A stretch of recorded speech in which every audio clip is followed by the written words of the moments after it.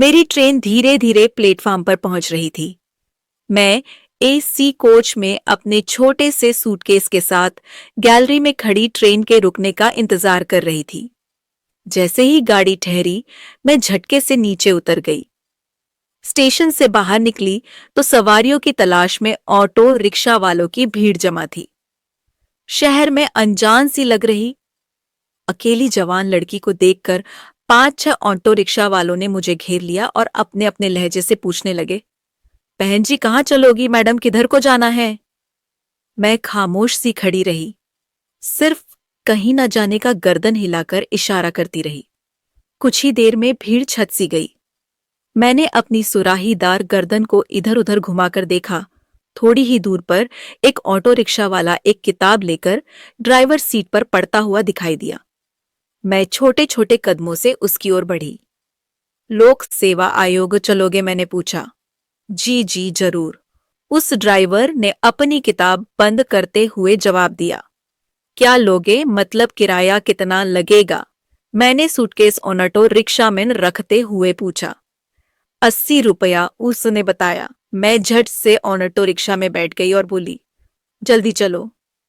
Auto rickshaw शहर की भीड़ से बाहर निकला ही था कि ड्राइवर ने पूछा, आईएएस का इंटरव्यू देने के लिए आए हैं शायद आप? जी, मैंने छोटा सा जवाब दिया।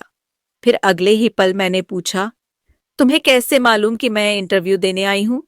जी, आप पहले तो लोक सेवा आयोग जा रही है, दूसरे इन दिनों इंटरव्यू चल रहे हैं। और क्या, मैंने पूछा। वह नौजवान बोला, आपका पहनावा बता रहा है कि आप किसी बड़े पद के लिए ही इंटरव्यू देने आई हैं। काश आज मैं भी, काश आज मैं भी। क्या तुम भी? मैंने थोड़ा हैरानी से पूछा। जी मैडम, मैंने एग्जाम दिया था, सिर्फ 2 नंबरों से रह गया। उसने उदास मन से ऑटो रिक्शा को लोक सेवा आयोग की तरफ घुमाते हुए कहा। आप तो बड़े होशियार हो। मैं पहली ही नजर में पहचान गई थी कि ऑटो रिक्शा में किताब लेकर पढ़ने वाला कोई साधारण ड्राइवर नहीं हो सकता। फिर तुम्हारा लहजा भी आम ड्राइवरों जैसा नहीं है। अपने पर्स से 100 का नोट निकालते हुए मैंने कहा। ऑटो रिक्शा लोक सेवा आयोग के मेन गेट के सामने खड़ा था। ये लीजिए, मैंने पैसे देते हुए कहा। मैडम बेस्ट ऑफ लक, 20 रुपये लौटाते हुए उस ड्राइवर ने कहा। थैंक्स। तुम मैडम मत कहो मुझे। मेरा नाम परी है और हाँ, मुझे शाम को वापस स्टेशन छोड़ने के लिए आ सकते हो क्या? आने जाने का भाड़ा दे दूंगी तुम्हें। मैंने चेहरे से बालों को हटाते हुए कहा। ठीक है परी जी, आपको मैं यहीं मिल जाऊंगा। वैसे लोग मुझे रोहन कहते हैं, ऑटो रिक्शा वाले ने जवाब दिया। ओके। इतना कहकर मैं चल दी। शाम को ठीक 5 बजे रोहन अपना ऑटो रिक्शा लेकर लोक सेवा आयोग के सामने अपनी अजनबी सवारी को लेने पहुंच गया। कुछ लड़के लड़कियां बाहर निकल रहे थे। किसी का चेहरा उतरा हुआ था तो किसी का फूलों के माफिक खिला हुआ था। रोहन की निगाहें मेन गेट पर लगी थीं। आ गए तुम? पीछे की तरफ से मेरी आवाज सुनकर रोहन एक झटके से पलटा और बोला, आप? मैं तो कब से मेन गेट की तरफ देख रहा था। अरे, मैं पीछे वाले गेट से निकल आई। कैसा हुआ आपका इंटरव्यू? बहुत ही बढ़िया।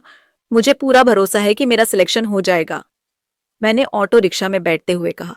मैंने अपना मोबाइल खोला और बोली, अरे ये क्या हुआ? अब क्या हुआ परी जी? जयपुर वाली मेरी ट्रेन तकरीबन 5 घंटे लेट है। रोहन मुस्कुराते हुए बोला। परी जी चिंता मत करो, आप मेरे घर ठहर जाना। मेरा भी घर जाने का समय हो गया है और फिर रात को मुझे ऑटो रिक्शा चलाने के लिए स्टेशन ही आना है। अरे नहीं, आपको बेवजह तकलीफ होगी, मैंने कहा। कैसी तकलीफ? इस बहाने भविष्य के एक प्रशासनिक अधिकारी की सेवा करने का हमें मौका मिल जाएगा, रोहन ने हंसते हुए कहा। मेरे पास अब मना करने का कोई ठोस बहाना नहीं रह गया था। घर पहुंचकर रोहन अपनी माँ से बोला, माँ देखो कौन आया है हमारी झोपड़ी में। रोहन ने अपनी माँ से मुझको मिलवाते हुए कहा। बूढ़ी माँ ने पहले तो पहचानने की कोशिश की पर अगले ही पल वह बोली, बेटी मैंने तुम्हें नहीं पहचाना। अरे पहचानोगी भी नहीं? यह परी जी है। रोहन ने सारी कहानी बता दी। 3-4 घंटे में ही मैं रोहन के परिवार से घुल मिल गई। रोहन गरीब जरूर था लेकिन होशियार बहुत था। मुझको स्टेशन ले जाने के लिए रोहन घर से बाहर आने लगा तो मैंने उससे कहा, मुझसे एक वादा करो। कैसा वादा? रोहन एक पल के लिए ठहर सा गया। यही कि तुम फिर से इम्तिहान की तैयारी करोगे और तुम्हें भी कामयाब होना है, मैंने हिम्मत देते हुए कहा। ठीक है, मैं पूरी कोशिश करूंगा। कोशिश करने वाले की कभी हार नहीं होती, मैंने हंसते हुए जवाब दिया। स्टेशन पर मुझको छोड़ने के बाद रोहन में भी फिर से तैयारी करने की इच्छा जाग गई। अब वह आईएएस की तैयारी में जी जान से जुट गया।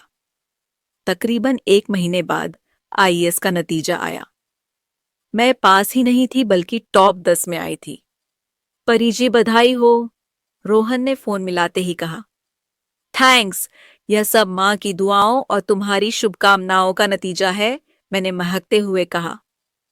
2 साल तक हम दोनों के बीच फोन पर बातचीत होती रही। मैं एसडीएम बन चुकी थी।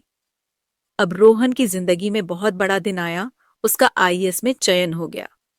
हेलो रोहन, मैं तुमसे एक चीज मांगू? परी, मुझ गरीब के पास तुम्हारे लायक देने के लिए कुछ नहीं है और अभी मेरी ट्रेनिंग भी शुरू नहीं हुई है। क्या एक आईएएस किसी आईएएस लड़की से शादी कर सकता है? मैंने अजीब सा सवाल किया। क्यों नहीं, अगर दोनों में प्यार हो तो, रोहन ने कहा। तो क्या तुम मुझसे शादी करोगे? मैंने साफ साफ पूछा। कुछ पलों के लिए रोहन चुप रहा। बोलो रोहन, क्या तुम मुझसे प्यार नहीं करते? मैंने धीरे से पूछा। जी करता हूं, रोहन हक लाते हुए बोला। रोहन का दूसरा सपना भी सच हो गया। कभी उसका पहला सपना प्रशासनिक अधिकारी बनना था और दूसरा सपना था मुझको पाना। आज का दिन उसके जीवन का सबसे यादगार दिन था।